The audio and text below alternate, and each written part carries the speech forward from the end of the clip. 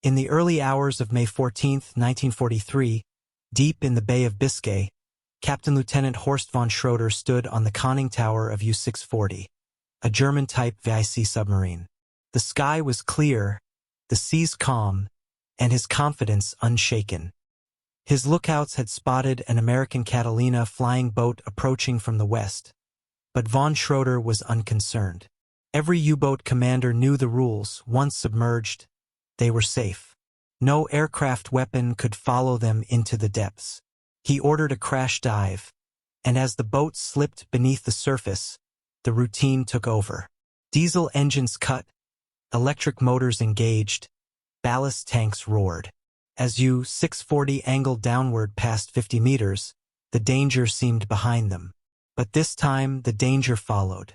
Hydrophone operator Kurt Hoffman reported an unusual sound. A splash, then a high-pitched whine, mechanical and unfamiliar. It wasn't fading. It was getting louder. Something was tracking them underwater. Within moments, the sound was closing in. Von Schroeder ordered evasive maneuvers, turning hard and pushing the electric motors to full power. But the noise remained. Steady, persistent, purposeful. What they didn't know was that this sound came from the Mark 24 FIDO torpedo, a new American weapon that would change the nature of submarine warfare forever. Officially called a mine to mask its purpose, the Mark 24 was the world's first operational airdropped acoustic homing torpedo. Using hydrophones, it locked onto a submarine's propeller noise, chasing it down even as it dove deep and turned frantically to evade. U-640's evasive efforts failed. The torpedo struck the stern. 92 pounds of high explosive shattered the hull.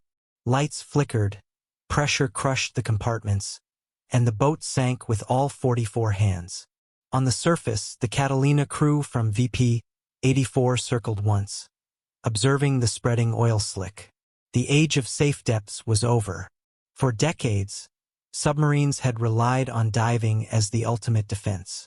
When aircraft approached, crash diving to 50 meters was almost always enough to evade detection and attack.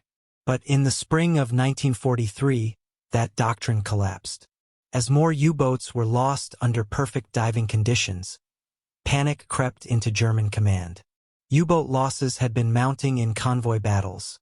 The so-called Black March of 1943 had seen 15 submarines sunk. But these new losses weren't during surface attacks. They were submerged during what should have been the safest phase of operation. And no one survived to explain how or why. Reports from surviving commanders eventually revealed the truth. Submarines were being hunted underwater. Veteran captains like Werner Henke of U-515 reported hearing torpedo-like sounds while submerged. Others described circling noises, closing in even as they changed depth and course. Italian allies noticed the same patterns. Capitano Roberto Rigli of the Barbarigo described a high-pitched whine in the water, one that grew louder the more they moved. He survived the first encounter by cutting all motors and laying silent on the bottom. The second time, Barbarigo was not so lucky. The German high command was slow to react. Most staff officers initially dismissed the reports as coincidental or exaggerated. After all, the Allies had no known weapon that could do what these stories claimed. But in time, even Admiral Dönitz, Supreme Commander of the U-boat fleet, could no longer ignore the evidence. By late May, reports of aircraft attacks followed by underwater explosions became too consistent. Something was hunting U-boats, something that rendered diving not a defense but a death sentence. The Mark 24 torpedo had been developed in secrecy by the Harvard Underwater Sound Lab and Bell Telephone Labs. In just 9 months, American scientists had turned a concept into reality. It was simple but devastating. A 680-pound torpedo dropped by parachute, entering the water at a set depth and beginning a circular search pattern. It used 4 hydrophones tuned to the frequency of submarine propellers, especially the 24 kHz range common to German boats, and an analog processor to steer toward the sound. Once locked on, it homed in with deadly precision. Powered by a small electric motor, it could run for 10 minutes at 12 knots, faster than a submerged submarine, and pursue targets at depths of 150 feet or more. By May 1943, FIDO torpedoes were deployed across the Atlantic. Aircraft like the Catalina and Avenger began patrolling the Bay of Biscay, a critical transit point for U-boats moving between French ports and the open ocean. The kill rate surged. Losses in the bay jumped from near zero to over 20% by June.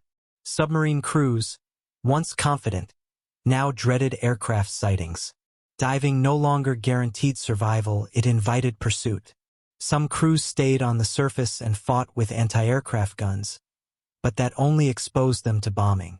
Others tried to transit submerged, dramatically reducing speed and endurance. Nothing worked. Italian submarines, designed for Mediterranean operations, suffered even worse. Boats like Tozzoli, Giuliani, and Barbarigo vanished in the Bay of Biscay. Survivors reported being stalked by underwater noises, circling, accelerating, unrelenting. Capitano de Corvetta Carlo Fischia di Cassato, preparing for what would be Tozzoli's final patrol, wrote home that fear had taken hold. Not fear of battle, but of being hunted in silence, without warning, without defense. And when Tozzoli disappeared, the Regia Marina could only assume she had met the same fate as so many others. The Japanese would learn of FIDO a year later, when submarine I-52, carrying gold and strategic materials to Germany, was intercepted by an American Avenger. The entire engagement was recorded by sonar.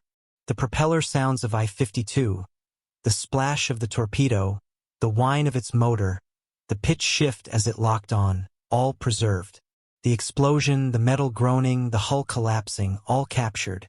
95 crew and passengers died instantly, their gold-laden submarine vanishing into 17,000 feet of ocean.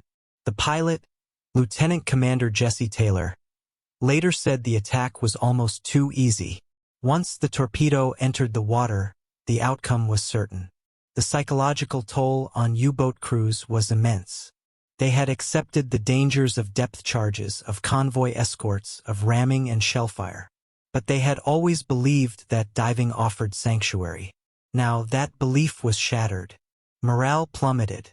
Crews faked mechanical failures, delayed patrols, even sabotaged their own boats to avoid sailing into the Bay of Biscay.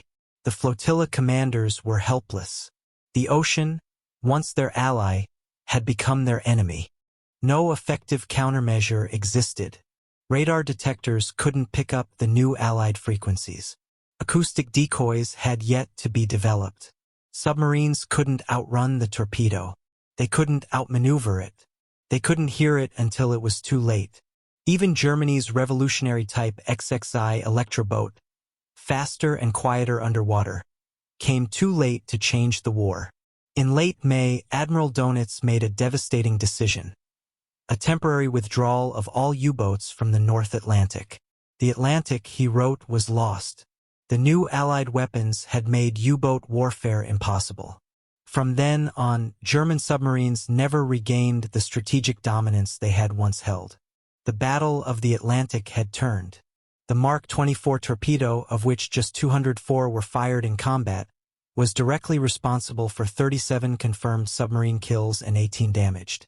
Its success rate, over 18%, dwarfed that of conventional depth charges. But its real impact was psychological. It robbed submariners of their only sanctuary. It transformed the act of diving, once the key to survival, into the trigger for destruction. The legacy of the Mark 24 FIDO lived on long after World War II. Its success established acoustic homing as the primary method for anti-submarine warfare. Today's Mark 48 and Mark 54 torpedoes are its direct descendants. Modern submarines are built with extreme attention to acoustic signature. Quiet propellers, noise-dampening coatings, sound-isolating mounts, all to avoid what U-640 faced too late. What began as a single sinking in the Bay of Biscay marked the beginning of the end for Germany's U-boat campaign. The sea, once their shield, had become their grave. And the terrifying sound of a whining torpedo in the depths would echo in the memories of survivors forever.